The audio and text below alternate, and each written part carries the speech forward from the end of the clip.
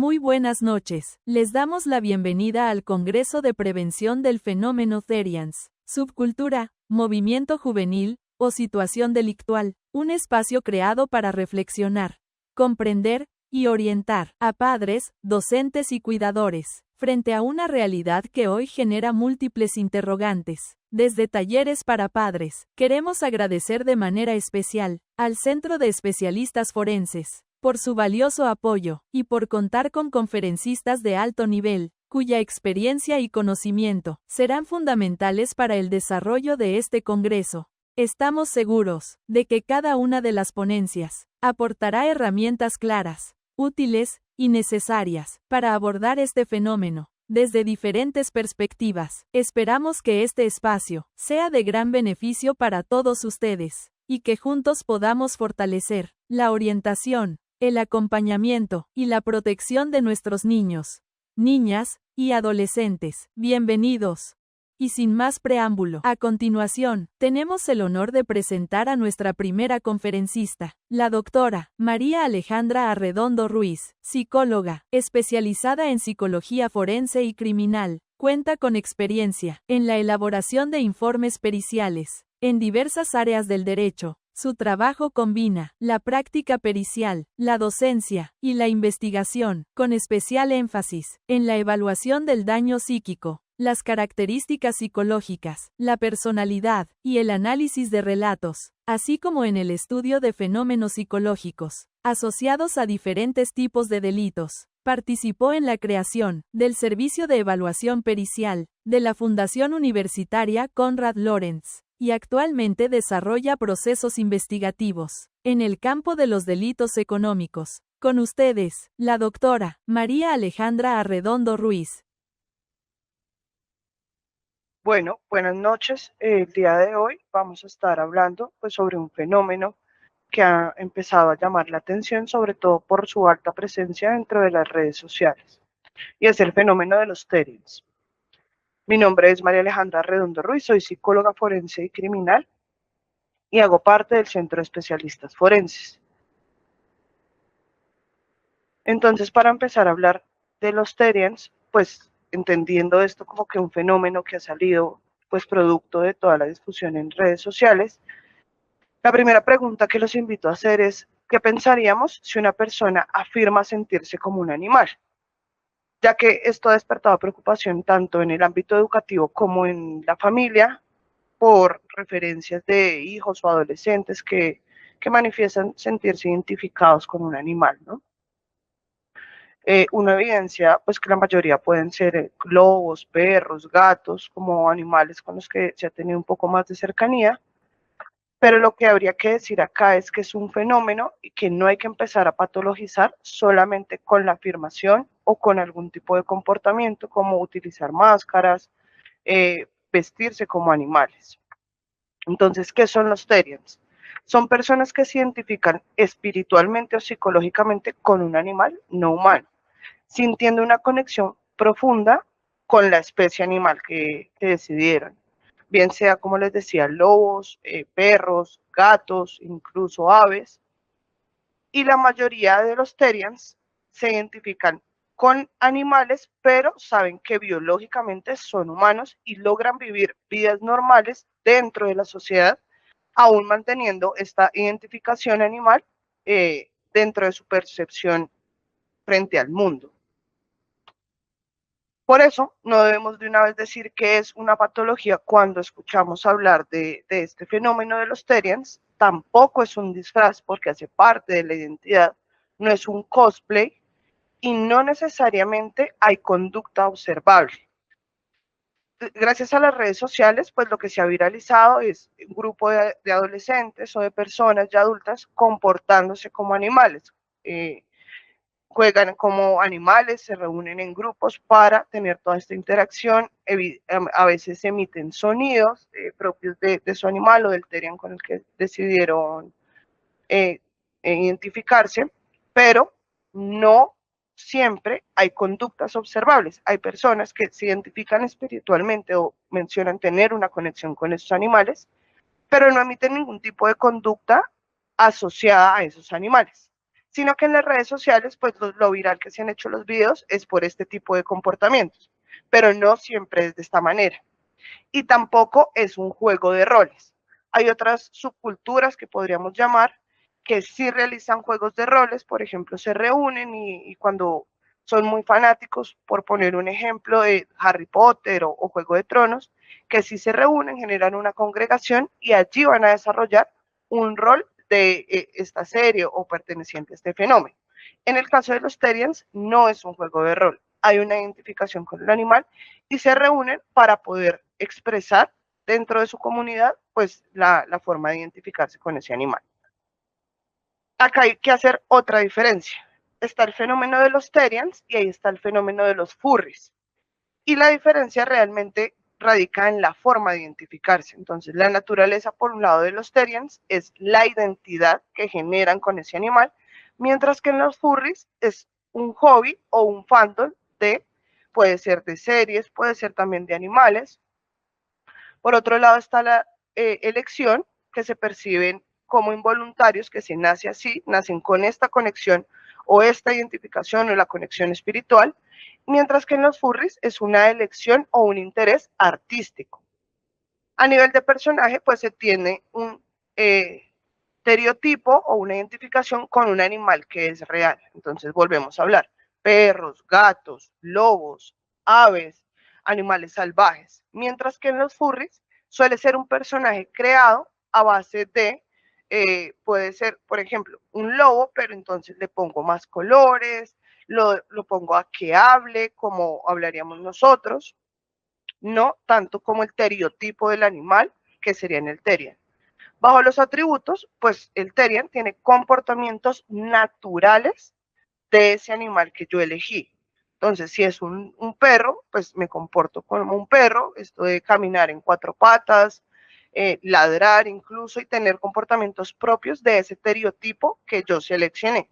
Mientras que los furries son animales antropomorfos que hablan y caminan como nosotros, pero pues tiene toda una creación y una personificación.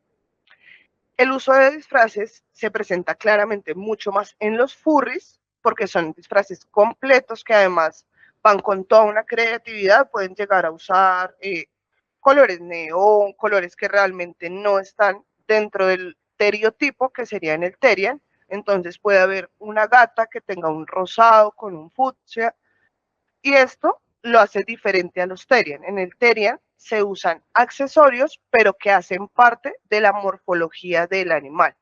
Cuando uno los ve con las máscaras de los lobos, de los perros, que se ponen orejas propias del animal que han decidido elegir. Y la base, pues, por un lado, el Terian es espiritual, es psicológico, es mi identidad, es el self, mientras que en el furry, pues, se habla de una creatividad a nivel social, artística, lo mismo. Va parte, puede ser de alguna morfología o característica de algún animal, o puede ser un personaje creado, pero manteniendo como las características humanas. Los Terian se consideran una subcultura que nació en los 90, como personas que se identificaban con hombres lobos, así como que desde ahí, en el recorrido histórico, se identifica como que parte el tema de los Terian, cuando personas empezaron a identificarse con los hombres lobo, y de ahí también con el boom de la tecnología en este tiempo, empezaron a existir foros, blogs, páginas donde se podían comunicar entre ellos y empezaron a construir comunidad. Ya posteriormente con el avance pues, de las redes sociales y todo el tema del internet, empiezan a construirse comunidades mucho más sólidas dentro de una red social donde ya se podían subir los videos, subir fotos, generar encuentros, y ahí fue empezando a tomar mucha más fuerza, pero la difusión real se empezó a dar hace un año, 2 años, por medio, sobre todo, pues de TikTok, que es lo que hoy en día utilizan mucho más los adolescentes como estilo de comunicación y de ver lo que se encuentra a la moda. Se empezó a transformar además de una experiencia interna y espiritual donde seguramente no habían comportamientos observables de forma constante en un fenómeno pues visualmente impactante, lo que popularizó la red social, sobre todo TikTok, en el tema de estar en cuatro patas, de ladrar, de tener comportamientos propios pues del estereotipo que se seleccionó. Vamos a ver dos casos donde tenemos la claridad de por qué no siempre se debe patologizar el tema de los Terians, o apenas un hijo o un estudiante diga que se identifica o que es Terian, no es que debamos pues salir corriendo a buscar un psicólogo, un psiquiatra para hacer algún tipo de intervención, porque no siempre es una patología, funciona más como un tema de identificación dentro del fenómeno Terian. Entonces, el ejemplo sería un adolescente de 16 años que refiere que hace 3 años aproximadamente se siente como un lobo y empieza a describir sensaciones de tener la cola, orejas en momentos emocionalmente intensos, porque esto puede también funcionar como estrategia de afrontamiento en ciertos momentos. Sin embargo, este adolescente se reconoce como humano y dentro de este reconocimiento sabe que es un humano, pero su identificación está a nivel espiritual o psicológico con el lobo. Cuando se evalúan no se encuentran afectaciones en sus áreas de funcionamiento, ni a nivel académico, ni a nivel familiar, ni a nivel social, no hay retraimiento, no hay aislamiento, sino que esta identificación como Terian, bien sea como lobo, lo que hace es mejorar su forma de relacionarse con el mundo. Es la herramienta que usa el adolescente para relacionarse con el mundo. Entonces, no se configura bajo eso, pues una sintomatología que pueda dar signos de alerta sobre una presencia o no de patología por sí misma, sino como una experiencia subjetiva que tiene el adolescente para comprender el mundo y relacionarse con este, además de forma de identificación con un grupo social. Por lo mismo, hay que evaluar en estos casos, sobre todo cuando los padres suelen asustarse por este tipo de afirmaciones de sus hijos, que debemos inicialmente, antes de decir que hay una patología detrás de todo esto, identificar la función que cumple esta identificación en el sujeto para relacionarse con el mundo, identificar cuál es la función de decir yo soy Terian y por qué lo estoy diciendo. Eso es lo primero antes de desencadenar como una alerta máxima de decir, no, acá hay una posible patología y debemos ir buscando un psicólogo, un psiquiatra o alguna forma de intervención. Aquí hay otro ejemplo donde uno podría ver que ya hay que buscar ayuda.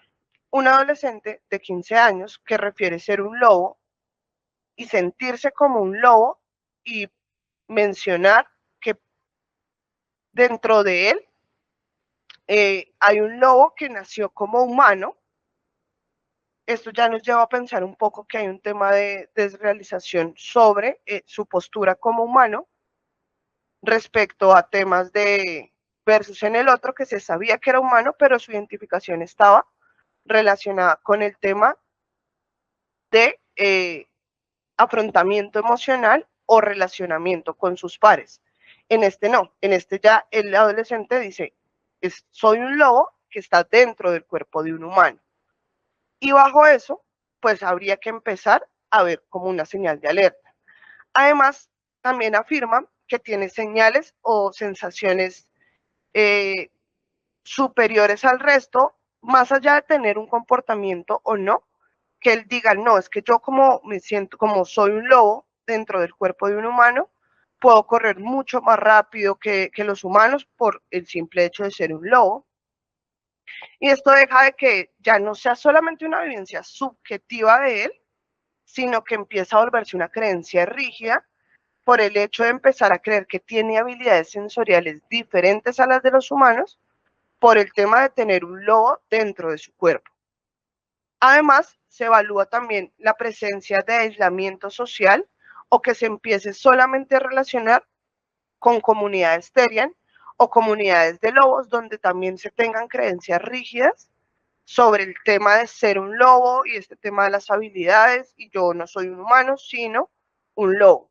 Entonces empieza a relacionarse solo con ellos y deja de lado compañeros de colegio, incluso puede llegar a haber problemas a nivel familiar porque se cree superior a los humanos o diferente a los humanos por las habilidades que tiene. Y también se evidencian deterioros académicos y conflictos familiares. Esto, pues nuevamente debido a que como se cree realmente un lobo, como cree que hay un lobo dentro de su cuerpo, o nació como humano, pero con un lobo adentro.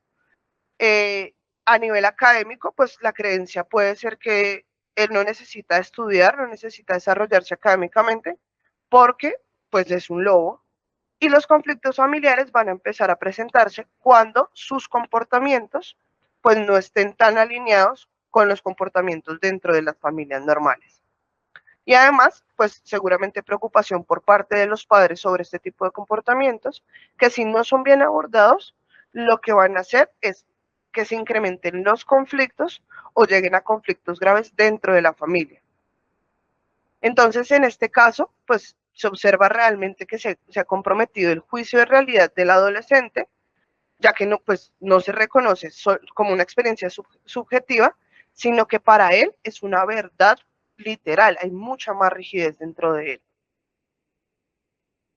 él. Acá, para hacer la diferencia pues grande entre ambos casos, es que no está la idea de ser un animal, sino cómo se sostiene esa experiencia. El primer caso, pues se habla de una vivencia simbólica, donde su insight está conservado, realmente él sabe que es un humano, pero pues hay un tema de experiencia subjetiva de él y de identificación de él con un lobo, pero en la segunda ya vemos una rigidez mucho más fuerte con la creencia, lo que empieza a comprometer la realidad, su juicio de realidad y afectando el funcionamiento. Con el segundo caso, hay uno ya desde psicología, pues sugiere que se empiece a hacer una intervención desde psicología o desde psiquiatría, pues dependiendo del caso.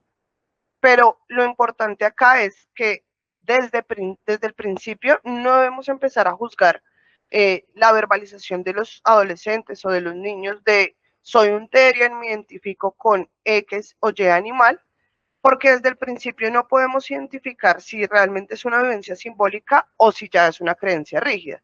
Entonces, uno ahí lo que hace el llamado es como observe lo que está sucediendo, hasta dónde va el alcance que tiene pues esta creencia del adolescente y si ya se empieza a ver que se empieza a tener como la idea o la creencia muy rígida que yo no soy humano, soy un perro, un gato, un lobo, y si esto empieza a afectar el funcionamiento del adolescente en el colegio, con sus pares, con los superiores, al interior de la familia, y si hay un aislamiento de todo su grupo social, ahí es donde se debe empezar a intervenir, porque ahí es donde puede ser preocupante el tema.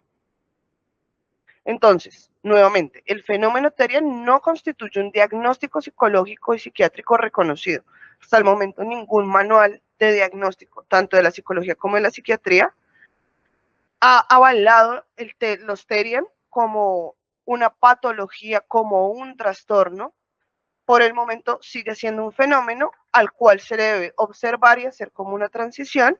Y lo que sí es el fenómeno Therian es una experiencia subjetiva y una forma de identificarme, bien sea conmigo mismo, dentro de mi espiritualidad, o pues de generar adherencia a grupos sociales y a pares. ¿Cuándo debemos evaluar? Pues cuando se ve alterado el juicio de realidad, es algo que debemos tener muy presente ante el fenómeno Therian. Si el juicio de realidad se ve comprometido, no, pues ya es preocupante. Cuando hay ausencia de insight, cuando yo no comprendo que esto realmente es solamente una identidad, sino lo convierto en una idea muy rígida de que yo soy un animal y así debo comportarme y así empiezo a desarrollar mi vida y así me relaciono con el mundo, y se debe evaluar caso por caso. No podemos hablar en general de que todos los Therian entonces van a tener juicios de realidad alterados o que todos los Therian lo hacen por simplemente identificación o de que todos los Therian tienen la creencia rígida de estos juicios de realidad. Entonces deben ser casos específicos y nuevamente la invitación es que cuando veamos que alguno de los factores que les menciono acá, de la creencia rígida, el compromiso de la realidad y el funcionamiento se empieza a ver alterado, ahí debemos buscar ayuda e intervenir. Antes de eso, pues simplemente es mantenerlo como en observación estar muy atentos a los cambios para identificar el por qué me estoy identificando, no, perdón la redundancia, con este animal, ¿sí? Como papás, como maestros, la idea es que nosotros podamos identificar y podamos entender el por qué nuestro estudiante o nuestro hijo, pues, se adhirió como a esta subcultura de los Terians, si realmente es un tema que va solamente por relacionarme con pares y tener como una adherencia a un grupo, o si realmente es una forma en la que yo me identifico y creo que tengo la habilidad de tener una conexión pues con ese animal por diversas razones, o si ya lo estoy volviendo una creencia rígida. Acá una reflexión, sobre todo porque en psicología sí llegan muchos padres preocupados por esto, y la psicología no tiene una postura única sobre los TERIs, y no se trata de calificar esto como una patología y como algo grave. Es un tema en los adolescentes de identificación grupal, de adherencia social, y es un proceso propio de la adolescencia. No sé si de pronto los maestros e incluso algunos padres recuerdan que hace muchos años empezó pues también la subcultura de los emos, que fue un punto donde también hubo muchas preocupaciones, sobre todo por que esta subcultura de los emos hablaba mucho sobre el tema emocional y se asociaba mucho con estar deprimido, tener comportamientos de autolesiones, y muchos adolescentes terminaron adhiriéndose a esta cultura. Habían algunos por un tema de adherencia social, mi grupo entró en esta moda, pues yo quiero seguir perteneciendo a ese grupo, entonces lo que hago es adoptar comportamientos propios de esa subcultura, si se pudiera decir, pero con el objetivo de tener como esa vinculación social con el grupo. Y en otros casos, donde ya claramente se necesitaba la consulta, es cuando los padres encontraban que su hijo está dentro de la subcultura emo, pero empezaron a tener apariciones de autolesiones, que eran cortes, por ejemplo, muy pequeños en los brazos, empezaron a tener sintomatología asociada con la depresión, más allá de la identificación grupal. Entonces, ahí fue donde se hizo la intervención. En este tema de los Terian es muy similar. Hay una adherencia social que yo como adolescente quiero tener porque lo vi en TikTok, porque mis amigos también lo están haciendo, porque al verlo en redes entonces asumo que es una moda y quiero pertenecer ahí, quiero estar a la moda. ¿Cómo puede ser que empiece a notar el papá o el docente que ya no se presenta solamente el tema de adherencia grupal y comportamientos a nivel del grupo social donde se encuentra, sino que se empiecen a ver esto del juicio de realidad alterado, que haya una disminución del insight, que es donde realmente tenemos que empezar a identificar, y una afectación en las áreas de ajuste del adolescente? Por lo tanto, el enfoque clínico en psicología pues propone comprender el contexto donde se está dando esta postura de soy un Terian y evaluar cada caso de forma particular. No es que, porque pasa mucho en los papás, eh, el, el amiguito de mi hijo está diciendo que él es Terian y entonces mi hijo ahora quiere ser Terian. Y entonces después me entero que al hijo de mi amigo lo están llevando al psicólogo por esto, porque resulta que en ese niño sí se comprometió el juicio de realidad, y automáticamente yo de una vez pienso, no, al mío también toca llevarlo al psicólogo, porque si al amiguito le pasó y los papás pusieron esa alerta, yo debo hacerlo. Y no es tan así. Recordemos que cada persona pues es individual, tiene creencias y posturas diferentes, así tenga una adherencia o se relacione con un grupo. Entonces acá, si al amiguito lo llevaron al psicólogo porque realmente ya estaba presentando aislamiento, se dejó de hablar con compañeros del colegio porque no creían en el tema de los Terian, empezó a haber conflictividad en la casa, entonces claro, en ese momento pues es positivo llevarlo al psicólogo. Pero si mi hijo no está teniendo estos comportamientos y realmente yo me doy cuenta que es un tema más de adherencia social y en la casa no se comporta de esa forma, pues la necesidad de llevarlo al psicólogo por este tema no sería tan alta, y lo que hay que empezar a identificar es bajo qué o qué motiva este comportamiento en mi hijo sin que este sea problemático, ¿no? ¿Cuándo empezar a preocuparse? Entonces, lo mismo, alteración del juicio de realidad, creerme literalmente que soy un animal, como el ejemplo que les ponía. Soy un lobo dentro del cuerpo de un humano porque nací de esa manera, pero realmente no me considero humano. Y empezar a presentar ideas rígidas sobre esto. Entonces, como soy un lobo y no soy un humano, no necesito tener un buen rendimiento académico porque los lobos no estudian. No necesito tener una familia o mi familia también debe ser un lobo y debe creerse un lobo porque el lobo anda en manada. Ahí es donde ya uno dice, no, el juicio de realidad de este adolescente ya empieza a tener problemas, ahí debemos consultar. Cuando hay disminución o ausencia de insight, un poco asociado al juicio de realidad. Pensar más allá de que mi identidad de lobo supera todo, como la normatividad social, estas reglas sociales que no están escritas, empezar a pelear con los otros, porque ellos también deben considerarse un animal, porque así funciona la vida y realmente no es humano. El deterioro en el funcionamiento de las áreas de ajuste del adolescente, rendimientos académicos bajos, problemas en el colegio con compañeros y con superiores, el aislamiento social. Si antes mi hijo se hablaba con todos sus compañeros, pero cuando empezó a tener esta idea de que en mi cuerpo vive un lobo y no un humano, entonces empezó a alejarse de sus compañeros porque lo rechazaron, porque él realmente cree que los otros no están validando su ideología, empezar a perder relaciones importantes. Mi hijo llevaba 8 años con su amiguito más o menos desde la infancia y cuando empezó a aparecer esta idea de ser Terian, se dejaron de hablar y no hay una explicación lógica al por qué se dejaron de hablar. Y cuando se empiezan a dar conflictos familiares.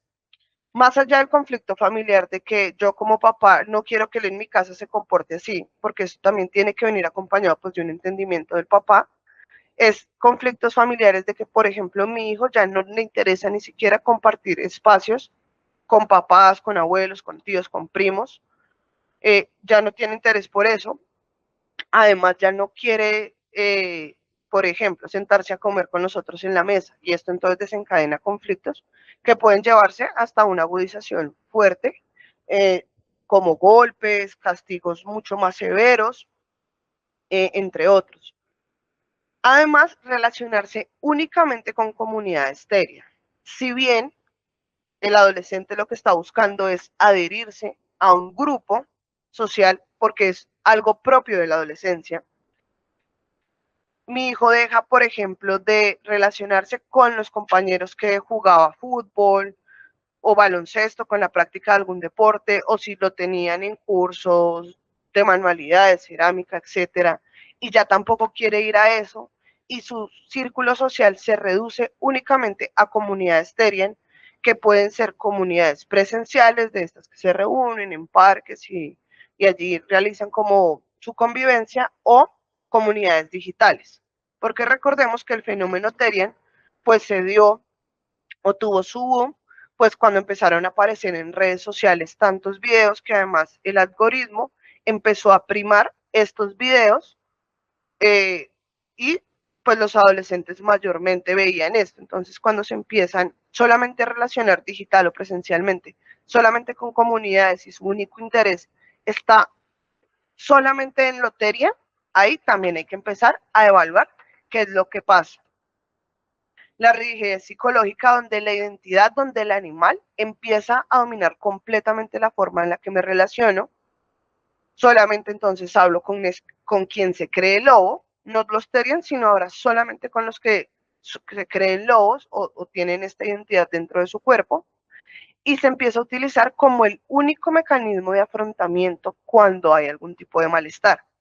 Por ejemplo, tuve un mal día en el colegio y para evitar ese malestar o para disminuirlo, me empiezo a comportar como lobo o empiezo a dar argumentos para validar el tema del lobo, con eso disminuir mi malestar emocional, para escapar de conflictos, bien sea en casa, bien sea con compañeros.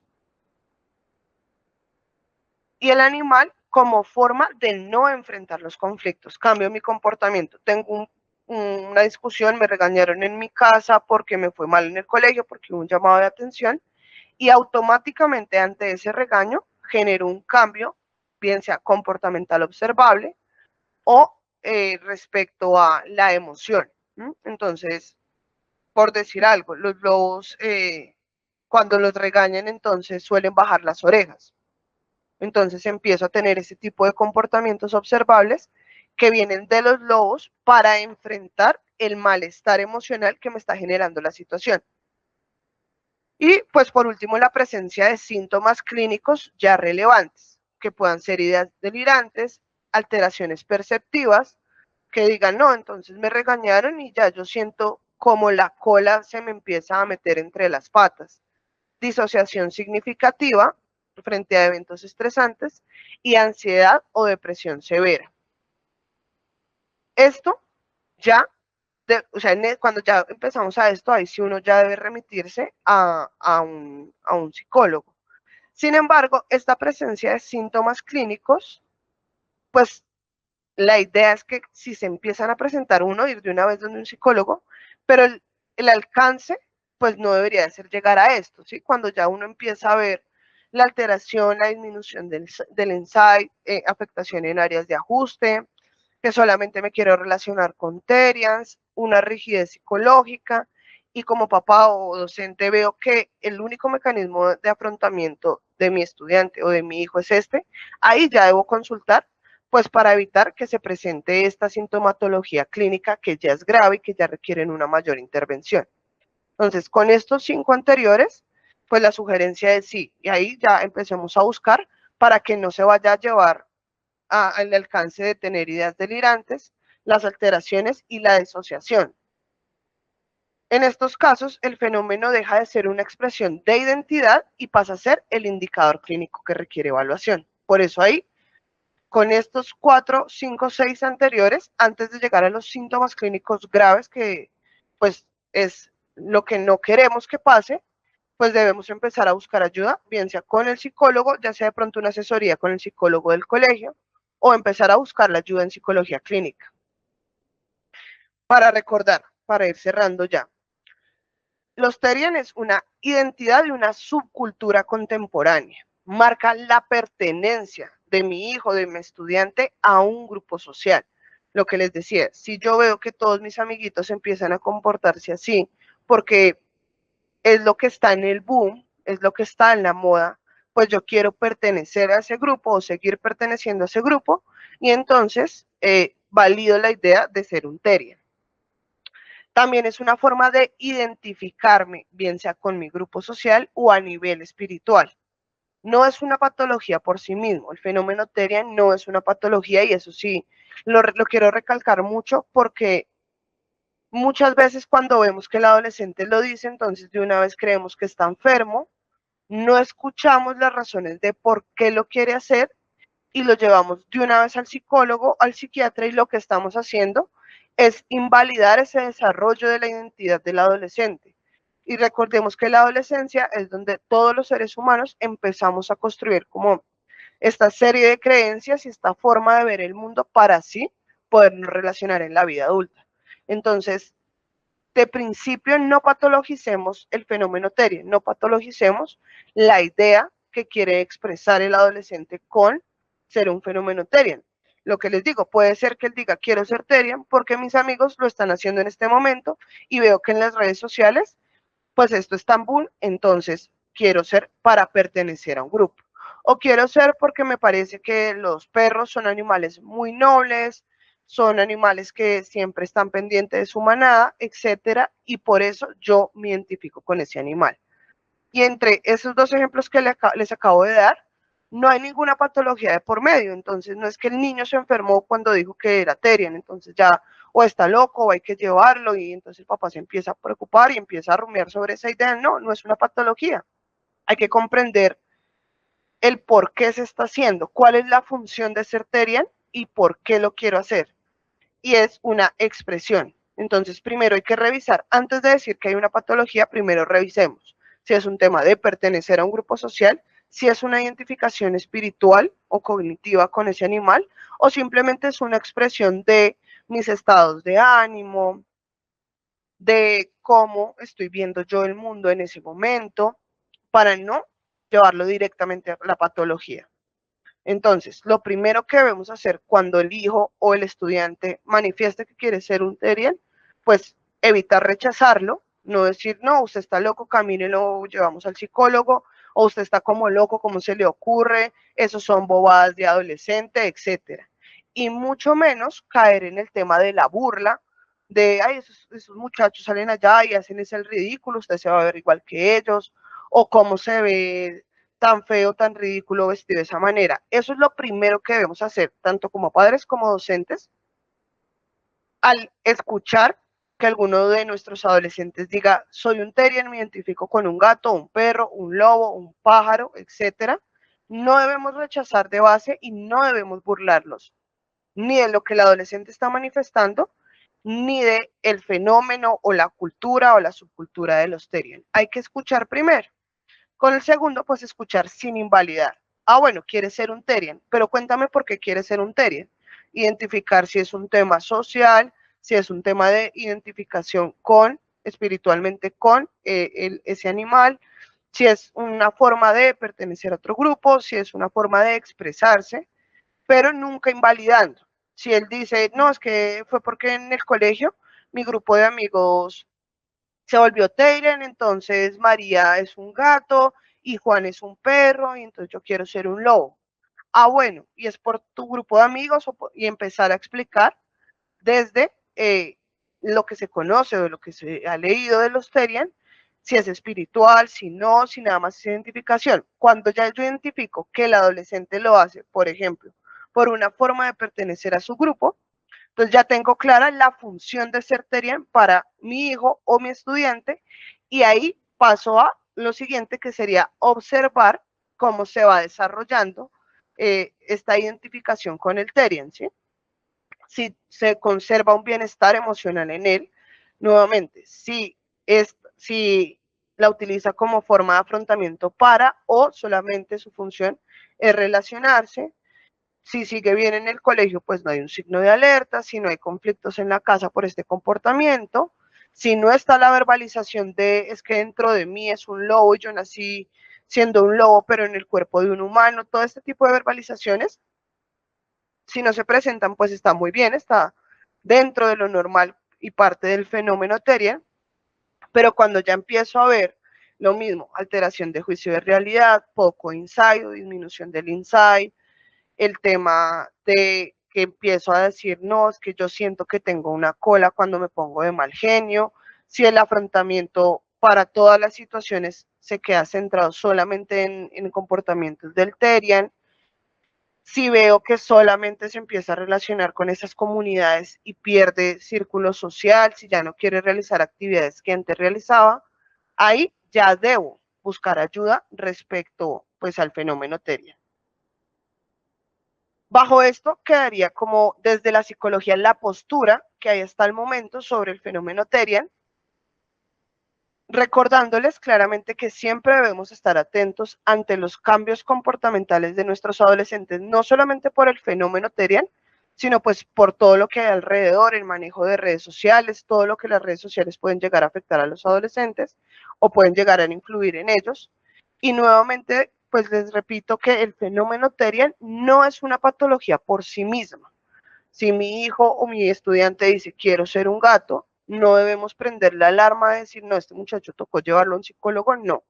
Debemos estudiar y observar las conductas que está haciendo el estudiante o el hijo, identificar la función de este deseo de ser un Terian, no burlarnos, no invalidar lo que están diciendo, sino solamente observar, identificar la función y si ya vemos algún signo de alerta, como los que les mencioné, ahí sí generar la intervención sobre el fenómeno Terian. Entonces, les agradezco mucho la atención, muchísimas gracias. Pueden contactarnos en el Centro de Especialistas Forenses.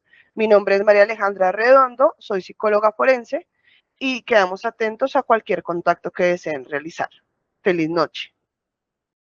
Agradecemos de manera especial a la doctora María Alejandra Arredondo Ruiz por su valiosa intervención y por los aportes brindados en este importante espacio de reflexión. Continuamos con la presentación de nuestro siguiente conferencista, el doctor Javier Augusto Rojas Gómez, médico cirujano y especialista en psiquiatría, con más de 25 años de experiencia en el ámbito forense, reconocido como un referente nacional en la aplicación de la psiquiatría al contexto judicial. Cuenta con formación en análisis de escena, análisis comportamental y perfilación criminal. Su práctica se centra en la evaluación del estado mental, la inimputabilidad, el daño psíquico y el análisis del comportamiento en delitos, especialmente en delitos sexuales. Ha liderado importantes unidades como el Grupo Nacional de Psiquiatría y Psicología Forenses del Instituto Nacional de Medicina Legal y Ciencias Forenses, así como la Unidad Especial de Comportamiento Criminal de la Fiscalía General de la Nación. Con ustedes, el doctor Javier Augusto Rojas Gómez.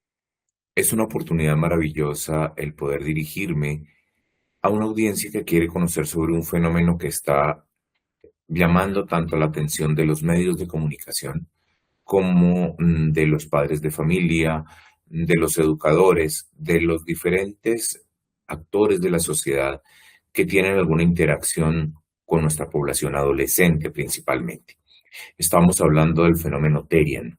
Y a mí me gustaría mucho partir de hacer una conceptualización de dicho fenómeno. La denominación de Therian corresponde a lo que se ha descrito desde los años 90, desde 1990, como teriantropía o teriantropismo. Esta palabra tiene su origen etimológico en la combinación de therion, que es un animal salvaje, y antropos, hombre. Por tanto, la teriantropía sería la combinación de factores animales con características humanas dentro del mismo ser. Esta denominación surgió en medio de lo que se conoce como identidades no normativas. ¿A qué me refiero con identidades no normativas? A personas que se identifican con algo diferente de lo que se les ha sido asignado o lo que socialmente les corresponde. Como ustedes pueden notar, en su origen tiene un parecido con la situación de las personas con estilo de vida trans, las personas que tienen una identidad de género diferente del sexo biológico que portan. Esta situación, esta similitud, ha dado desafortunadamente para que se manejen las dos situaciones de manera análoga, sin que pueda haber una razón válida para asumir esta situación. ¿Por qué? Porque en muchas ocasiones personas con actitudes transfóbicas, personas que querían denigrar de las personas con una experiencia de vida trans, utilizaron la teriantropía para hacer burla de quienes se percibían como de un género diferente. Es decir, la manera de burlarse de alguien que, por ejemplo, se sentía hombre habiendo nacido en un cuerpo femenino. Decían, entonces es lo mismo que si usted nace humano, pero se cree caballo. Este tipo de asimilaciones despectivas pues tienen un carácter de manipulación con fines más bien políticos, sociales, a través de los medios de comunicación. Pero regresando al punto de partida, decíamos que la teriantropía empezó a hacer su aparición en los años 90, con personas que estaban asumiendo roles y actitudes compatibles con algunos animales. Aunque el nombre es originariamente relativo a los animales salvajes, los que más han tenido desarrollo han sido los que han hecho identificación con animales domésticos, específicamente con perros, gatos, caballos, entre los más reconocidos. Pero en sus orígenes había muchos licántropos, muchos hombres lobo, dentro de las personas que hacían este tipo de experiencias Therian. Cuando se asume una identidad no normativa, pero no correspondiente a un animal, sino cuando se hace referencia a seres irreales, imaginarios, fantásticos, como, no sé, los unicornios, los elfos, cualquier personaje mitológico o del mundo mágico. Estamos hablando del fenómeno que se describe como otherkin. Esta otredad de especie sería una alteración de identidad de especie, cuando la persona no se reconoce como humano, bien sea porque se reconoce como animal, como los Therian, o porque se reconoce como, no sé, un elfo, para hablar de la mitología tolkieniana.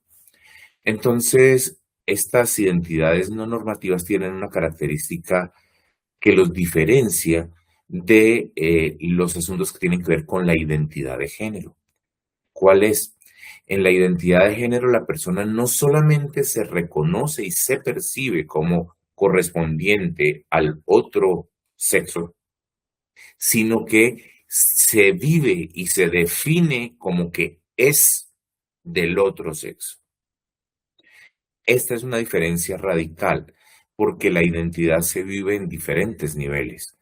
El nivel en el que una persona Therian o una persona del grupo Otherkin se identifica es un nivel de identificación simbólico. Es decir, la persona se atribuye o reconoce en sí unas características del animal o del ser mitológico que está representando, pero no siente que es un perro, un león, un unicornio. No, no siente que lo es. Siente que se identifica y se reconoce como esa suma de valores, de características simbólicas. Insisto mucho en el simbolismo, porque ese es el origen del fenómeno Therian hasta donde podemos comprenderlo. En los últimos años ha habido varios estudios que han tratado de abordar este tema. Después de 2020-21, ha habido 2 o 3 articulistas en Colombia desde la óptica de la psicología clínica que han hecho algunas consideraciones al respecto. Y coinciden con lo que los teóricos que desde la psiquiatría y la psicología lo venían notando desde los años 90, percibían como un fenómeno que tiene que ver con una identidad simbólica, figurada. Por eso, las consecuencias en el trato, en la reacción social esperada, son completamente diferentes. Una persona que se identifique con un perro, por decirlo en el ejemplo más tradicional, y quiere que alguien le ponga una cadena y lo saque a pasear y camine en 4 patas por el parque, pero se acuesta en su cama, come en su mesa, come comida de humanos, va a su trabajo. Y esto me permite recordar otro asunto que es bien importante. En los años 90 el fenómeno se veía más en adultos jóvenes. El desplazamiento hacia edades un poco más tempranas se ha visto más reciente, del 2016-2018 en adelante, según muestran los artículos más que todo de tipo periodístico. Entonces, esta situación de esta identificación simbólica o parcial con una entidad animal o con una entidad mitológica o fantástica no tiene la misma repercusión en el entorno social que lo que tendría el vivir como alguien de otro sexo o de otro género, asumir un género diferente al sexo de asignación biológica. Son 2 niveles completamente distintos. Hecha esta salvedad, esta distinción, debemos preguntarnos entonces, ¿qué es? Si no hay un fenómeno de identificación pleno, probablemente nos encontremos ante un fenómeno subcultural. Nos encontremos ante personas que se reúnen en torno al deseo común de compartir la experiencia, de identificarse simbólicamente con un animal. Eso también le da unas características muy particulares. El asunto se puede modelar, se puede aprender, pero es muy difícil que una persona le imponga a otra persona la necesidad o la obligación más bien de asumir una identidad de tipo Therian. yo puedo mostrar mi conducta y mi conducta resultarle atractiva a las personas que me rodean. Y de los 10, 20 personas que comparten espacio conmigo, puede que una quiera compartir conmigo la experiencia Therian y entonces vamos a acudir a los sitios donde se reúnen los Therian para realizar sus actividades y voy a usar otra expresión, entre comillas, divertirse, compartir con la experiencia Therian. Entonces, estamos hablando de un fenómeno más bien de tipo cultural o específicamente subcultural, muy similar a lo que entre los años 90 y comienzos de los 2000 fue el fenómeno emo. Muy seguramente ustedes recordarán estos grupos de adolescentes y adultos jóvenes que asumían una exaltación de la emocionalidad, del dramatismo intenso, del histrionismo, como una expresión que los reunía, los caracterizaba y que podía tener o no tener un concomitante patológico. ¿Cuándo tiene un concomitante patológico?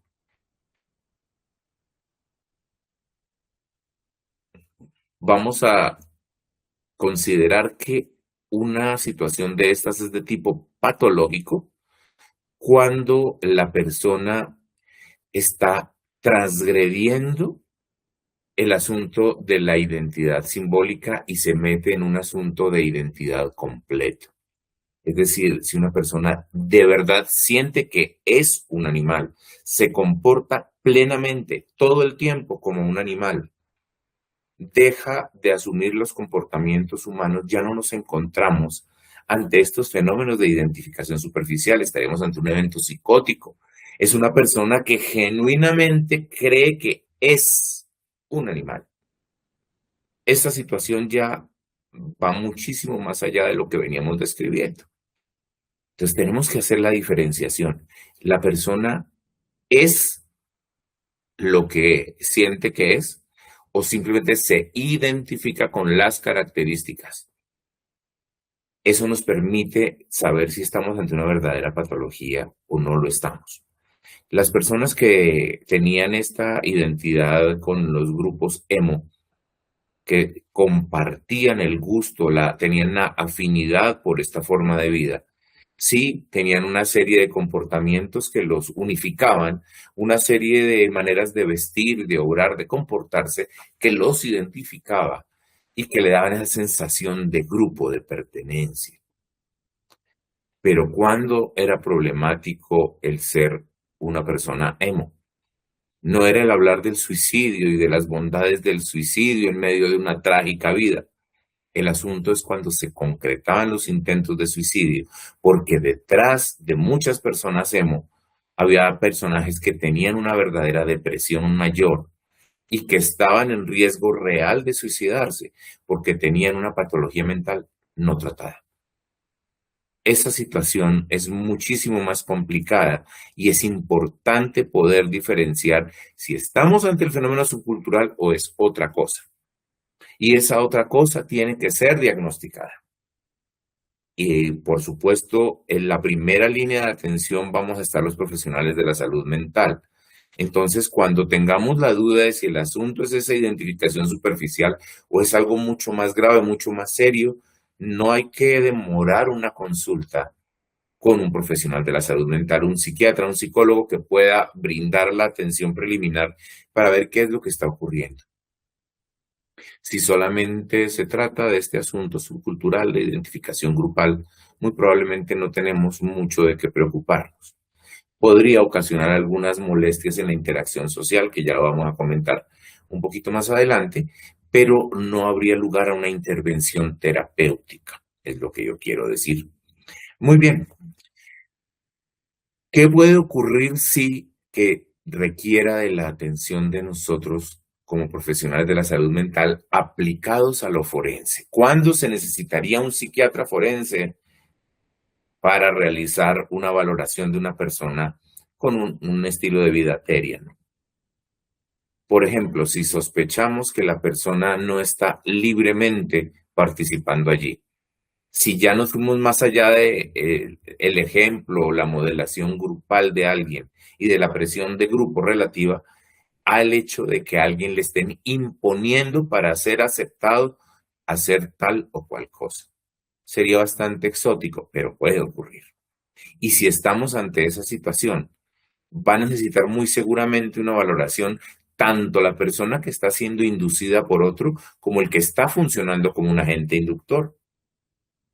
Y fíjense ustedes, no creo que un Therian vaya a inducir a otra persona a hacer determinada cosa, pero alguien que padece un trastorno psicótico, una identificación psicótica con un animal, sí podría tratar de influir sobre otros para diseminar el comportamiento y no por maldad, sino por enfermedad. Entonces, ante la duda, si estamos ante el fenómeno subcultural o es algo más, tendríamos que entrar a buscar si hay una explicación psicopatológica detrás del asunto. Pero también podemos encontrar otros fenómenos que son requirientes de una atención o de un acompañamiento psiquiátrico forense. Por ejemplo, si una persona es victimizada por desarrollar las conductas Therian. Y aquí quiero tocar con lo que esperan las personas. A diferencia de quienes tienen una identidad de género variante con una experiencia de vida trans, aquí no se trata de que el mundo se acople y acepte la situación de la persona, como corresponde al trato digno que se debe dar a alguien que tiene una condición de vida trans. Aquí el asunto es que alguien que, por ejemplo, se siente gato, no puede ir vestido de gato a su colegio. ¿Por qué? Porque hay un manual de convivencia, porque hay unas reglas con respecto al vestido, que hay unas reglas con respecto, no sé, al uniforme, a la manera de ir presentado, que no pueden ser variados de manera autónoma por uno de los usuarios, uno de los adolescentes que esté realizando este tipo de comportamientos. Entonces, la persona es la que tiene que adaptarse. Y de hecho, fíjense ustedes que esto es algo que también nos habla de que es algo subcultural. Las personas con un estilo Therian o con un other kind, perdón, son personas que pueden llevar por demás un estilo de vida completamente normal. Quiero decir, los originales, los de los 90s, trabajaban, estudiaban, llevaban una vida de pareja completamente normal y por momentos asumían la identidad fantaseada, simbólica del animal. Pueden restringirse a momentos, a eventos particulares y específicos. No son personas que estén todo el tiempo viviendo esa situación. Entonces, si una persona que está viviendo, disfrutando del querer mostrarse identificado con un animal, con un gato, podría ser eventualmente maltratado, podría ser víctima de matoneo o de bullying, formas diversas de maltrato psicológico por parte de sus profesores, sus padres, sus compañeros, los amigos del barrio. Muchas personas podrían tomar una actitud negativa que ahí sí sería objeto de atención forense. Entonces, tenemos que mirarlo muy bien porque aunque el fenómeno Therian en sí mismo no podríamos catalogarlo como psicopatológico, sí podría tener consecuencias y causas psicopatológicas que van a meritar un estudio y que van a requerir del concurso de los profesionales de la salud, no siempre del campo forense, a veces simplemente del área clínica, pero se va a requerir del concurso de los profesionales de la salud. Entonces, eso es muy importante tenerlo en cuenta. El otro asunto que yo quisiera resaltar acá es que probablemente no estemos ante un fenómeno tan grande como nos lo están mostrando los medios. Todos sabemos que hay una tendencia a la viralización de ciertos contenidos por épocas. Si bien la vida Therian o el estilo de vida Therian podría ser una subcultura y no una moda, porque ya lleva bastante tiempo gestándose este asunto, también podríamos decir que lo que sí es una moda es la magnificación que se ha hecho del fenómeno en los medios. Como yo no conozco a ninguna persona Terian, nunca he recibido para consulta de atención a alguien con un comportamiento Terian, pero pensé que tal vez por lo que estoy moviéndome mucho más en el área forense que en el área clínica, pensé que por eso de pronto no conocía tantos casos. Entonces me remití a personas que están vinculadas con la Asociación Colombiana de Psiquiatría y específicamente con el Comité de Psiquiatría Infantil y Adolescente de la asociación. Y les pregunté por qué no podía yo encontrar un pronunciamiento oficial de la asociación con respecto a esto. Y me dijeron que la razón primero era porque no tenían muchos consultantes que tuvieran este tipo de comportamientos. Segundo, porque los que habían visto, bien pocos, no tenían ninguna patología mental, sino que simplemente tenían esta apropiación subcultural. Y en tercer lugar, porque no había mucho sustento científico en que existiese un verdadero trastorno de identidad que pudiéramos llamar Terian. Entonces, esa es la razón por la que no ha habido pronunciamientos. De hecho, si ustedes buscan, por ejemplo, en Google académico, artículos científicos escritos sobre el fenómeno Terian, van a encontrar muy poquitos y escasamente, como les digo, 2 o 3 desde el punto de vista de la psicología clínica, analizando más bien las diferencias con la identidad de género. Eso es lo que yo creo que nos acaba de remarcar esta situación.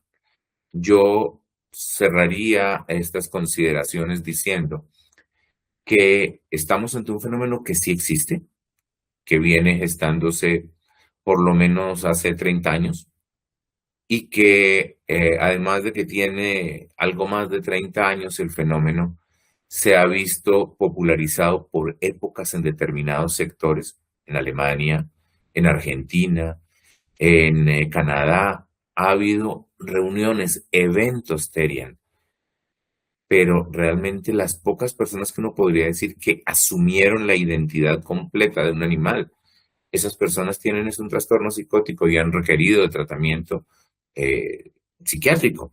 Y esas personas son muy poquitas, son casos muy puntuales y ustedes no van a encontrar una descripción de una ola del fenómeno Terian que se esté traduciendo en psicopatología. Por lo menos no hasta el momento que esté registrado en buscadores como el que les digo, como el de Google académico. Entonces, ustedes pueden hacer la búsqueda si lo desean y van a notar que no estoy exagerando cuando les digo que hay muy poca información al respecto. La segunda cosa, las viralizaciones pueden obedecer a otros fenómenos. Cuando mencionaba el asunto de Argentina, si ustedes miran en los medios, en las redes, se ha hecho una asociación entre los problemas de tipo político que se están viviendo en Argentina y cuando hay alguna exacerbación, se dispara, se viraliza algún tipo de contenido. Uno de estos fueron los eventos Terian que surgieron en un momento político bien complicado para la Argentina. Cada vez que hay situaciones en diferentes partes del mundo, es posible que se viralicen muchos contenidos, no solo este, con el objetivo de generar una distracción, una dispersión de la atención. Entonces, aunque el fenómeno es real, probablemente los medios nos lo hayan magnificado y aunque es algo a lo que le debemos prestar atención, no es necesariamente algo que nos deba inducir al miedo, mucho menos al pánico. Ante la duda, por favor, en el rol de padres de familia o en el rol de educadores, consulten con un profesional de la salud mental para que les ayude a dilucidar, en ese caso particular, si tiene lugar, si tiene cabida la intervención de una disciplina como la psicología o la psiquiatría, o si por el contrario, guardamos un respetuoso y prudente distanciamiento con un fenómeno subcultural que simplemente tiene un carácter de diversión, identificación y de pertenencia grupal. Muchas gracias por su atención. Agradecemos de manera especial al Dr. Javier Augusto Rojas Gómez por su valiosa intervención y por los importantes aportes compartidos en este congreso. Continuamos con la presentación de nuestra tercera conferencista. Alba Rocío Sandoval Alfonso es consultora y conferencista especializada en legislación educativa, convivencia escolar y protección integral de niños, niñas y adolescentes. Cuenta con más de 19 años de experiencia y ha desarrollado más de 3.800 conferencias y procesos de formación dirigidos a rectores, docentes, padres de familia y líderes comunitarios en Colombia. Su trabajo se enfoca en el análisis sociojurídico de los entornos escolares, la prevención del abuso sexual infantil, la violencia escolar y el fortalecimiento del marco legal que protege a la infancia. Ha asesorado procesos de formación y acompañamiento institucional para organizaciones como la Policía Nacional de Colombia, la Conferencia Episcopal de Colombia, la Unión Colombiana del Norte de la Iglesia Adventista del Séptimo Día y la Asociación ASOVED. Su misión es fortalecer comunidades educativas capaces de proteger la dignidad y el desarrollo integral de la niñez. Con ustedes, Alba Rocío Sandoval Alfonso. Bueno, muy buenas noches para todos. Les habla Alba Rocío Sandoval Alfonso, perito experta en legislación educativa. Hoy, con talleres para padres, continuamos con este Congreso de Terians, nuestro Congreso Psicológico y Psiquiátrico, que ya escucharon ustedes anteriormente a nuestros dos profesionales, la doctora María Alejandra y el doctor Javier, nuestros expertos en la parte de salud y salud mental. Pues la responsabilidad parental no es solo un derecho, es un deber legal, moral y emocional. A veces nuestros padres de familia presumen que la responsabilidad debemos acarreársela a otras personas y no como padres de familia que sí tenemos responsabilidad parental. Yo vengo hoy con la parte jurídica de nuestro Congreso y le hablo especialmente a estos rectores, coordinadores, docentes que nos acompañan esta noche en la sala y a los padres de familia, porque muchos de nuestros rectores, coordinadores, docentes, padres de familia, cuidadores, somos padres de familia. Y como tal, implica nuestra responsabilidad parental, ya que esto no es solo un derecho, sino un deber legal que tenemos nosotros como padres de familia, que es garantizar el desarrollo integral de nuestros hijos desde el afecto, la protección y el acompañamiento en la educación y prevención de los riesgos que puedan afectar en nuestros niños, niñas y adolescentes su bienestar. El deber de cuidado exige estar presente en la vida de nuestros hijos, orientarlos, supervisarlos, sin caer en el autoritarismo ni en el descuido. El camino es amor más límites, más acompañamiento, darles una crianza asertiva para así evitar que caigan en todos estos nuevos movimientos, subculturas y modas que ellos están conociendo y que han ingresado hace muchísimo tiempo atrás. En realidad, desde hace 40.000 años se sabía que había un hombre con una estampa de león en su cabeza y se sacó esa estatua. Ahí empezamos todo este movimiento, en realidad. Y para ir a la historia, en Egipto apareció Anubis. ¿Y quién era Anubis? Anubis era el principal dios egipcio, si ustedes lo recuerdan, con cabeza de chacal, conocido como el señor de la necrópolis, que era protector de tumbas, patrón de los embalsamadores y guía de las almas hacia el inframundo. Anubis lo representaba, que representaba en la momificación y el juicio final. Pensando, él cogía el corazón del muerto y lo pesaba junto con la pluma de la diosa Mat para asegurarle la vida eterna. Pero si el corazón pesaba más, se lo comían. Y si pesaba menos que la pluma, podía pasar a la vida eterna. Y ahí vemos que Anubis era la representación de un cuerpo de hombre con una cabeza de chacal. Luego aparecen en Grecia los centauros. ¿Quiénes eran los centauros en la mitología griega? Pues eran criaturas híbridas con torso y brazos y cabeza de hombre. Por eso ustedes lo ven ahí. Pero el cuerpo tenía patas y cuerpo de caballo.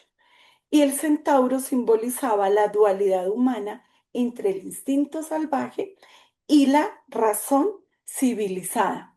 Más adelante en América, en nuestro contexto, aparece en la historia americana, en la mitología, los hombres jaguar, que eran representaciones de unas figuras más poderosas y persistentes, y también eran unos dioses, simbolizando la unión entre el mundo humano y lo espiritual.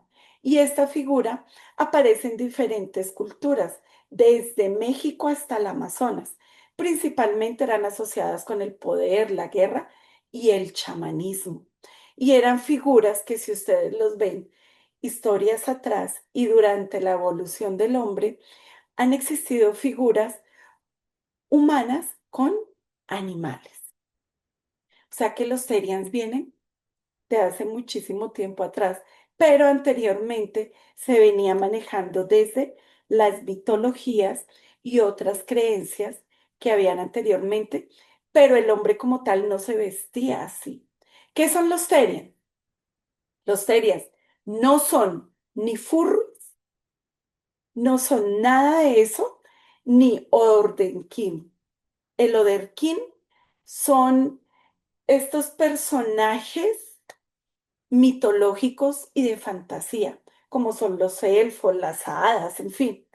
Y los furros son aquellos conocidos como los cosplay, que son los que ustedes ven en estas ferias que hacen como la Comic Con, el Sofa, que se visten y se disfrazan como sus personajes, pero no son Terians.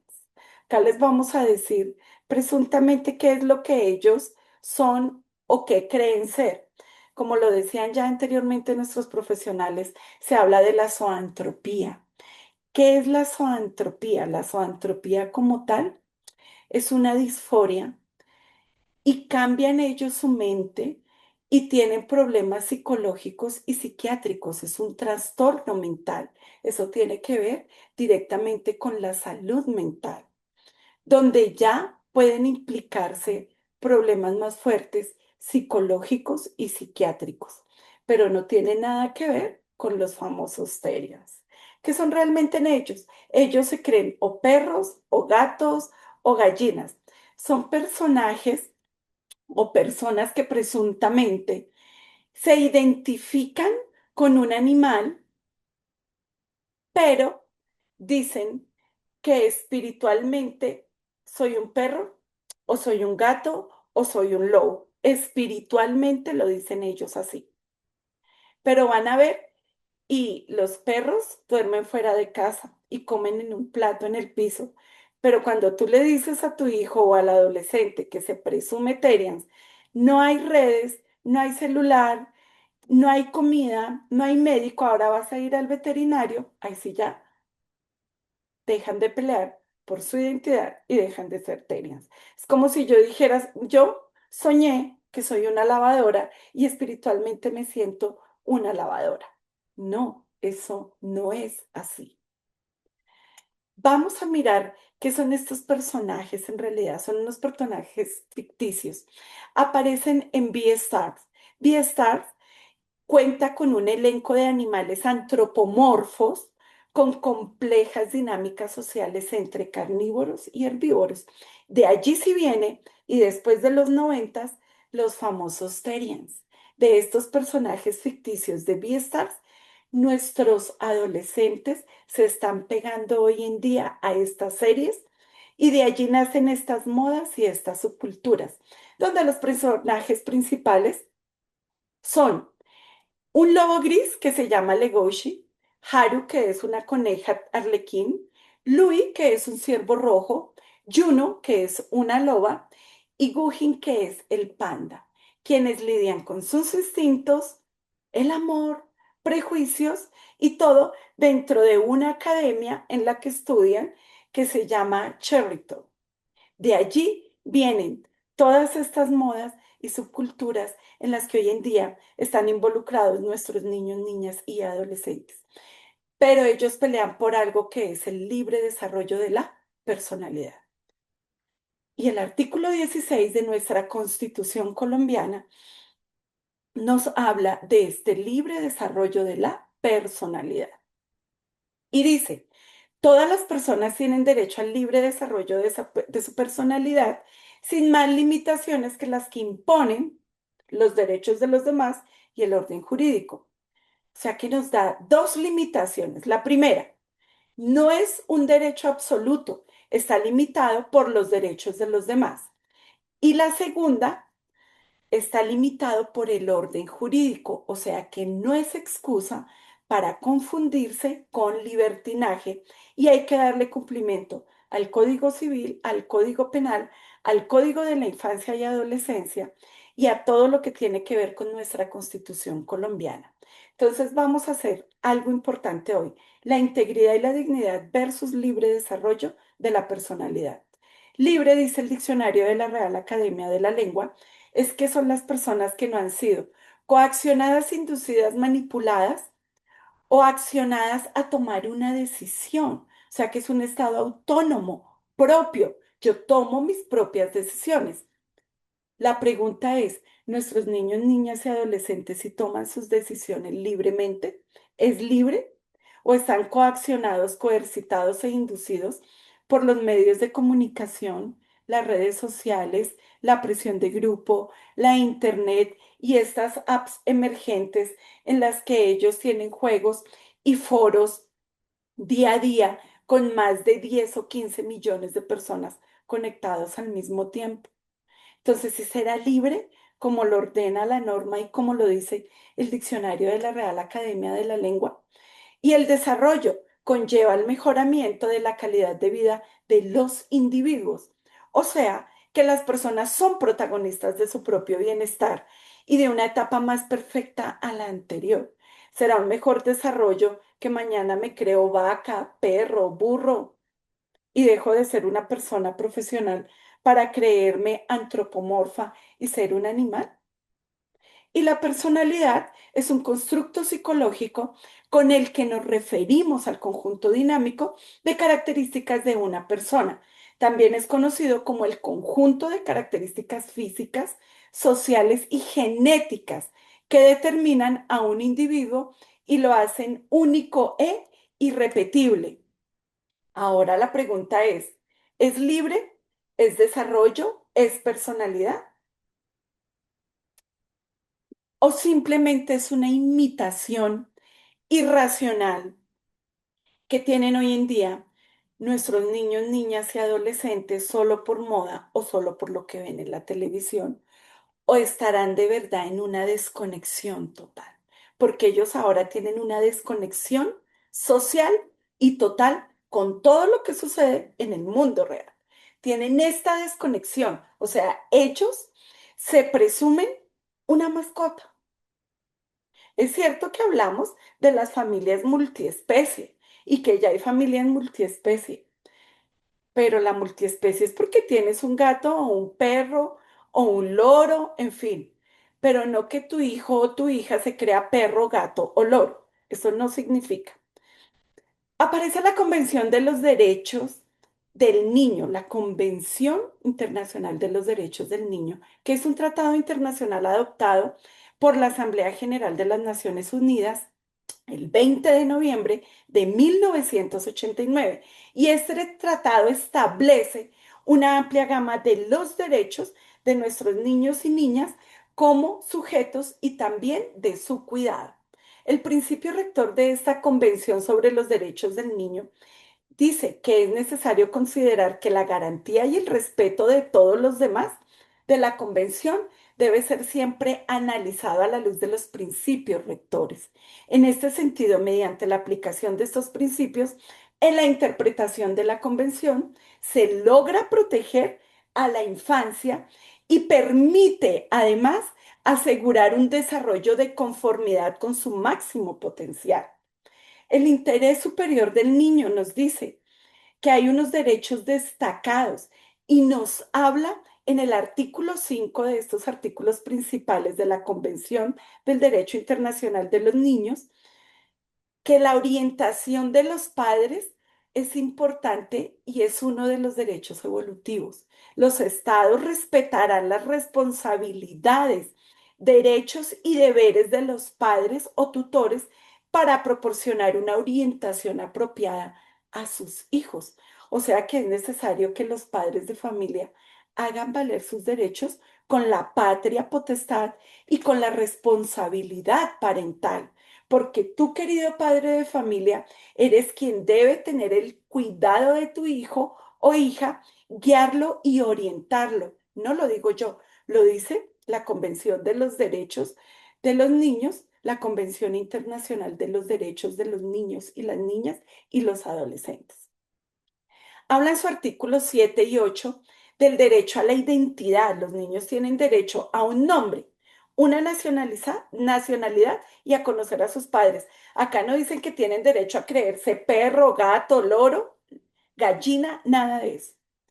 Y es muy claro también cuando habla del derecho a la educación en sus artículos 28 y 29, donde dice que los niños tienen derecho a la educación, la cual debe fomentar el desarrollo de sus capacidades, valores y el sentido de responsabilidad. No dice que debemos educarlos para que se crean gatos, perros, loros, lobos o zorros. También habla del derecho a la protección contra el maltrato en su artículo 19 y dice que los niños deben ser protegidos contra todas las formas de violencia, abuso y negligencia. Y en el artículo 31 habla del derecho al juego y actividades recreativas y culturales. Es diferente una actividad cultural y artística donde te dicen hay que disfrazarse de, no que te consideres o te creas un animal. Hay que ver la diferencia. Y en todo lo que tiene que ver la Corte Interamericana de los Derechos Humanos, la importancia de dicha facultad imperativa del comité habla del Corpus Iuris International del niño sobre los derechos de la infancia, definiéndose como el conjunto de los instrumentos internacionales que establecen las normas de protección de los estados y todos los estados deben adoptar estas normas de protección en torno de niños, niñas y adolescentes. Y vamos a ver algo importante, el tercero civilmente responsable. ¿Quién es? Ustedes, queridos padres de familia. Busquen nuestro Código Civil colombiano y en el artículo 2348, claro y taxativo, dice el Código Civil, responsabilidad de los padres por los daños ocasionados por sus hijos. Los padres serán siempre, ¿qué dice la ley? Siempre, serán siempre responsables de el cuidado de sus hijos, pero también dice que serán responsables del daño causado por las culpas o los delitos cometidos por sus hijos menores de edad y que conocidamente provengan de una mala educación o de hábitos viciosos que les hayan dejado adquirir. ¿Estará bien que yo deje que mi hijo o mi hija se considere un perro, un gato, un lobo? Según el Código Civil colombiano y según la Convención Internacional de Derechos del Niño, no. Y deber inexcusable de los padres. La Ley 1098 del 2006, en su artículo 14, conocida como el Código de la Infancia y la Adolescencia, nos habla aquí claro y taxativo. Dice que la responsabilidad parental es un complemento de la patria potestad, artículo 288 del Código Civil. Y dice que está establecida en nuestro Código Civil y que además esta responsabilidad parental es la obligación inherente a la orientación, el cuidado, el acompañamiento y la crianza de los niños, las niñas y los adolescentes durante su proceso de formación. O sea que esto incluye la responsabilidad compartida por parte de los padres. Solidariamente, el padre y la madre deben asegurar que sus niños, niñas y adolescentes puedan lograr el máximo nivel de sus derechos y todo lo que tiene que ver en su responsabilidad parental. Ahí no dice el máximo nivel de su imitación irracional que se crea Terian. No, eso no lo dice la norma. Y también dice la Ley 1098, nuestro Código de Infancia y Adolescencia, en su artículo 18, de los derechos a la integridad personal. Los niños, niñas y adolescentes tienen derechos a ser protegidos. Ojo, oiga bien, haga el pantallazo, grábelo. tienen derecho a ser protegidos contra toda conducta que cause daño, sufrimiento físico, sexual o psicológico. ¿Será que nuestros niños, según lo decía la doctora María Alejandra y el doctor Javier, no sufren un daño psicológico, un daño físico al disfrazarse e imitar estas nuevas modas y subculturas en las que se están metiendo y estas problemáticas actuales y estos movimientos locos de antropomorfismo, perdón, se me enredó la lengua, antropomorfos que se crean animales? No, el Código de la Infancia y de la Adolescencia dice que esto es un maltrato físico, es un maltrato infantil, porque nuestros niños van a tener un daño. Y si usted, padre de familia, no lo cuida, es negligencia, descuido y trato negligente. También hablamos en el artículo 20 de la Ley 1098 de los derechos de protección. Los niños, las niñas y los adolescentes serán protegidos contra el abandono físico, emocional, psicoactivo de sus padres y representantes legales. Abandono físico es que lo dejo y no me doy cuenta cómo se viste, cómo anda. Abandono emocional será que no hablo y me siento con él a escucharlo, a escucharla y saber qué piensa y poderlo guiar. Y abandono psicoafectivo, dejarlo como una ruedita suelta que después en el colegio le hagan bullying por verlo disfrazado como un animal. ¿Será que estaré faltando a la responsabilidad del cuidado y atención de mi hijo menor de edad? Y el artículo 1098, el artículo de la ley 1098, número 139, habla de la responsabilidad penal adolescente. ¿Qué significa esto? Que nuestros niños mayores de 14 años tienen responsabilidad penal. ¿No lo sabía? ¿No sabía, querido padre de familia? Pues hoy te estás enterando. Así que nuestros niños no se pueden estar disfrazando o creyendo terians, haciendo una mala educación, un mal testimonio y un mal hábito de comportamiento frente a menores de primera infancia, frente a menores de 14 años. Es claro y taxativo el artículo 139 de la Ley 1098 cuando dice que el sistema de responsabilidad penal para adolescentes es el conjunto de principios, normas, procedimientos, autoridades judiciales especializadas y entes administrativos en el juzgamiento e intervención de delitos cometidos por personas que tengan entre 14 a 18 años de edad al momento de cometer un hecho punible. Y ellos lo cometen y usted como padre de familia no tiene ni idea. Aparece el Código Civil colombiano en su artículo 250, donde nos habla de las obligaciones de nosotros como padres de familia con nuestros hijos, la obligación de nuestros hijos hacia nosotros como padres. Ellos exigen derechos, pero deben cumplir deberes. Y nosotros tenemos unos deberes que se convierten en derechos de nuestros hijos. Dice el 250. Obligación de los hijos. Los hijos deben respetar respeto y obediencia a sus padres. Artículo 250 del Código Civil colombiano.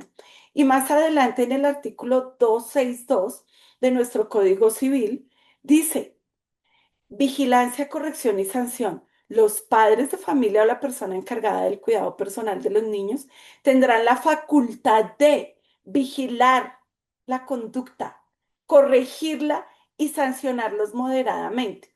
O sea que los podemos dejar que digan que son terians y que su identidad es de perro, de gato y que siente la cola invisible y las cuatro patas invisibles y que tiene que caminar a cuatro patas como si fuera un zorro, o estamos faltando al Código Civil colombiano y no estamos cumpliendo con nuestros deberes de padres frente a los derechos de nuestros hijos, porque nuestro deber es vigilar, corregir y sancionar. Muy bien, manteniendo los vínculos afectivos con nuestros hijos. Miren, ¿qué debemos hacer nosotros? estar presentes, pasar tiempo de calidad, hablar con ellos, escucharlos, prestarle atención y darles el apoyo y cariño, que nuestra capacidad de influencia sea mayor, no las redes sociales. Miren, ellos son ahora la generación Z y la generación alfa, por si usted no lo sabía. Ahora ellos viven en esto. Ya los millennials quedaron atrás, pero aparecen nuestras generaciones Z y alfa. Ahorita la última es la alfa. En esta alfa es donde están nuestros hijos, que se están criando por medio del feed y el algoritmo. Criar, queridos padres, desde el miedo nos aleja más que el algoritmo. Hoy en día ellos están metidos en todas estas apps emergentes. No estás criando tú a tus hijos, los está criando un feed. ¿Sabes qué es el feed? Te lo dejo de tarea, porque hoy estamos hablando de toda esta subcultura loca del terrier, pero necesito que tú sepas de dónde viene todo esto y de dónde sale. ¿Ya vieron lo que dijo la doctora María Alejandra en la parte psicológica? En la parte de salud mental, lo mismo el doctor Javier en la parte de salud y de psiquiatría, también más salud mental. Pero nosotros como padres de familia, ¿sí estaremos criando o los cría el feed? Porque el Facebook no es un manual de crianza. En un muro de miedo reciclado, ojo a esto, nuestros niños, niñas y adolescentes están metidos en todo esto, en las redes sociales, donde en las redes lo falso se disfraza de urgente y lo verdadero nunca será viral. Ahí ven la imagen del Beastars. Parecen humanos, pero ellos son animales. Animales que se visten como seres humanos. Y ahora nuestros seres humanos se empiezan a vestir como animales. Curioso, ¿no? Se la dejo de tarea, véala, Beastars. Hasta es una serie buena.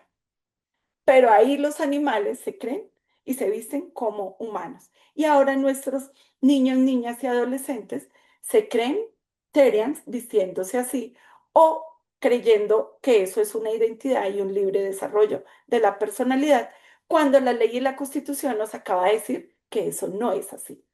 Usted, padre de familia, promueve una conciencia digital en niños, niñas y adolescentes, padres y docentes que nos acompañan hoy. Hay que promover una conciencia digital. ¿Por qué? Porque hay que identificar riesgos y delitos en los entornos virtuales. Miren, aparece la ley 2503 que habla de todo lo que tiene que ver con la salud mental.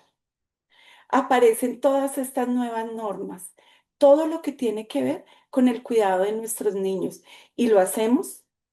Estamos integrando una inteligencia emocional para un uso integrado de pantallas equilibrado. Conocemos la norma colombiana y el derecho internacional y las rutas de prevención. Miren qué es esta conciencia digital. Hay que tener habilidades para poder usar las TICs. No las podemos prohibir, pero sí podemos guiarlos, manejar el autocontrol, hacerles un enfoque preventivo e informativo, más nunca inductivo como estamos hoy.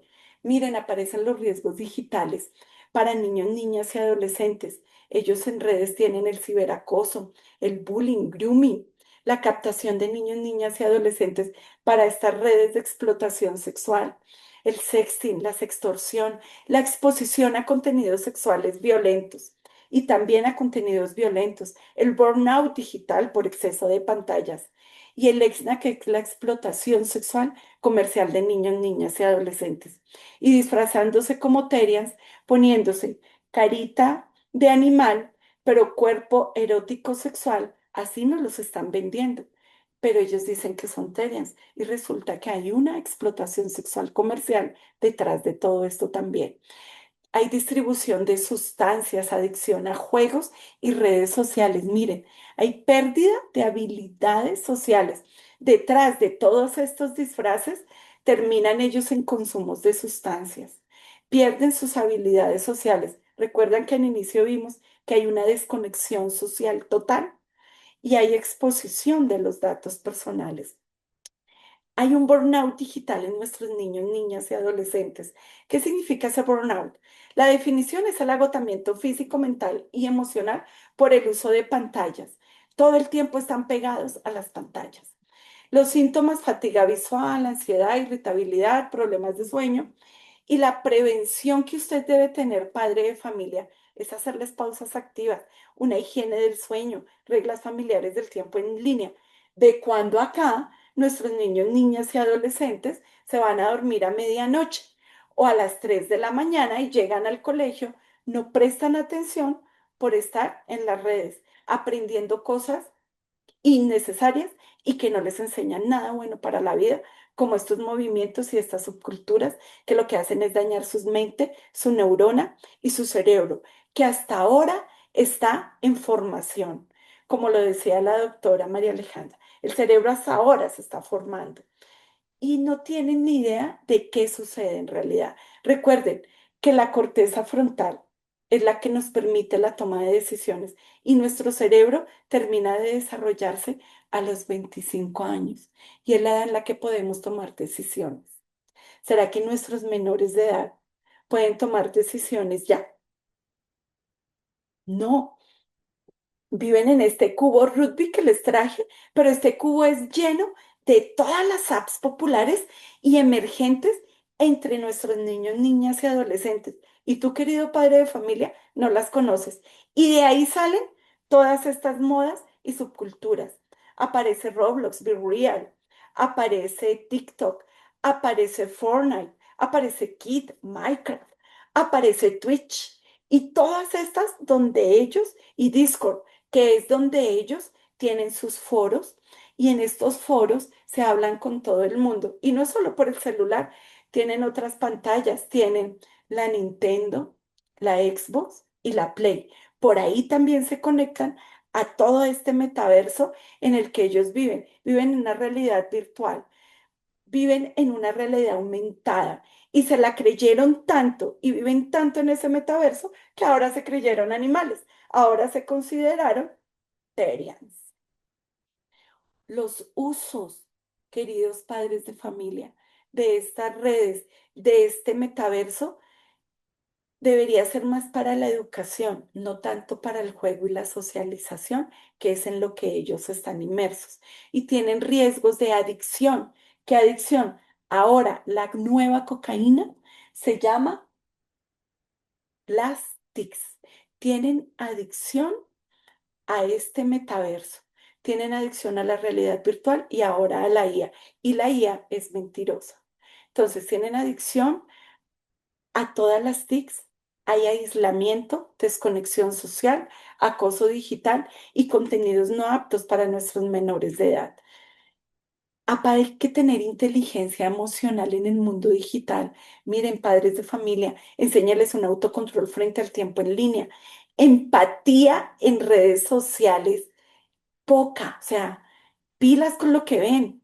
Tienen que tener más manejo de emociones porque tienen emociones negativas, porque me fue mal en el juego, rompen las cosas, dan puños, le pegan a todo el mundo, se enfurecen y tienen frustración.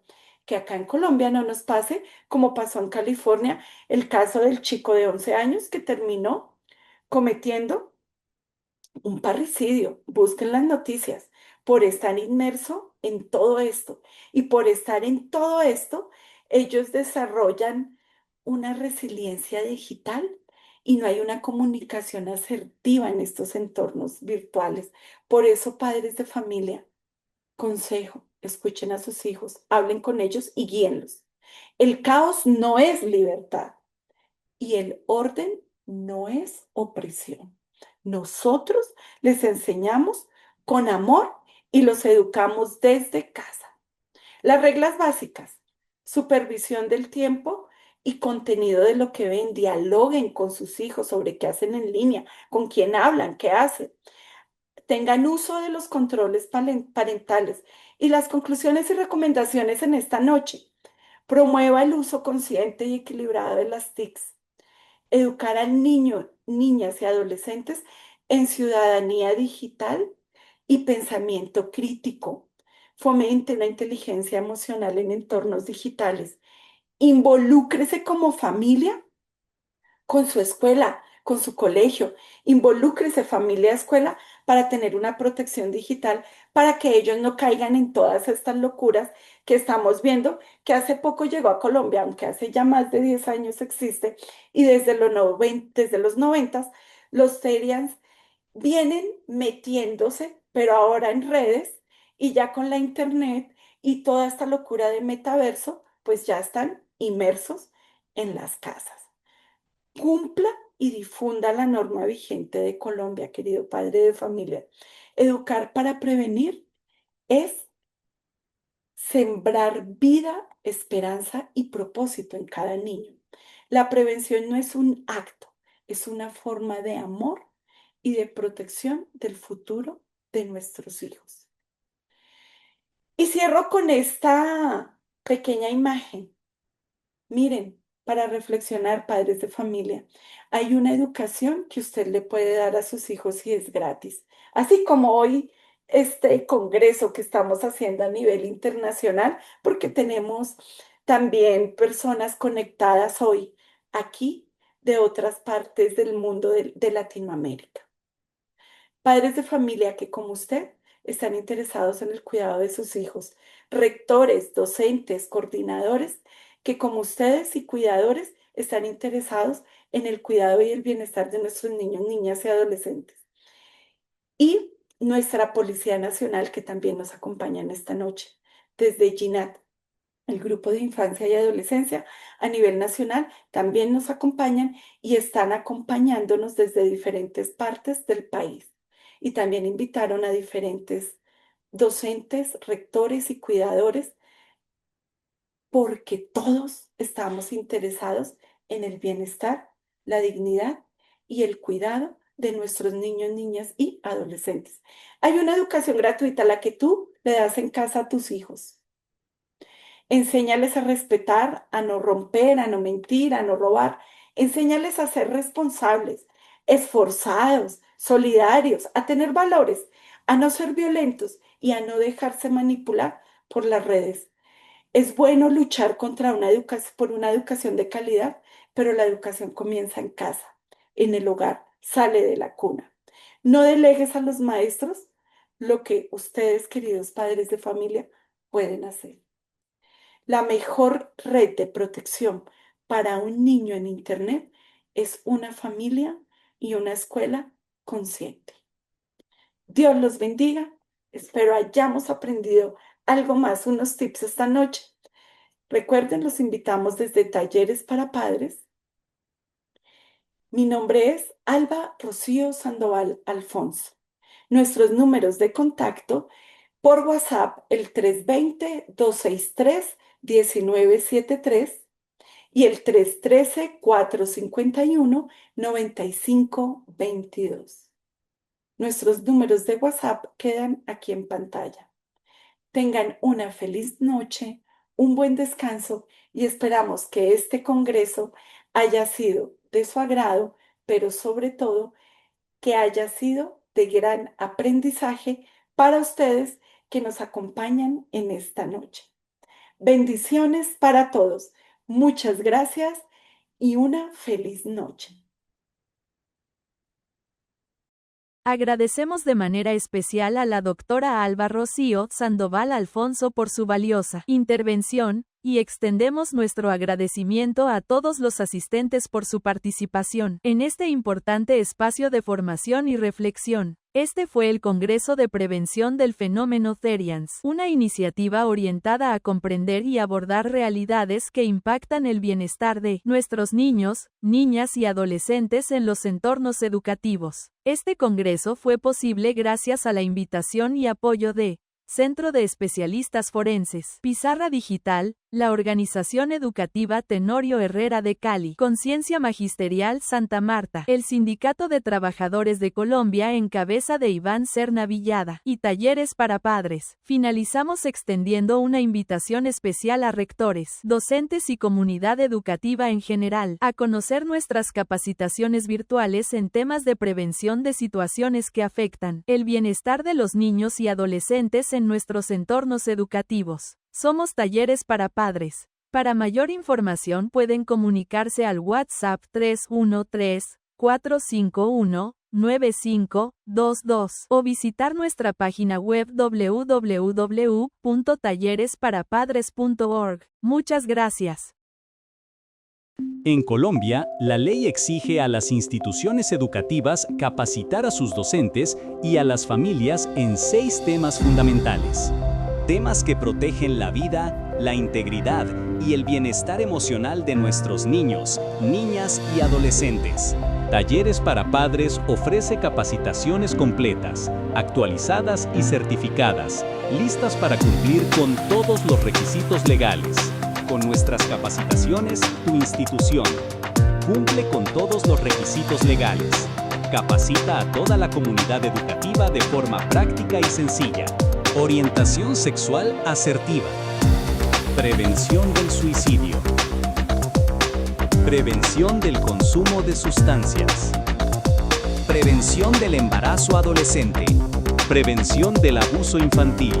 Prevención del matoneo y acoso escolar. Capacita a tu colegio hoy. Agenda los 6 módulos con talleres para padres. Llama ya 317-589-9880.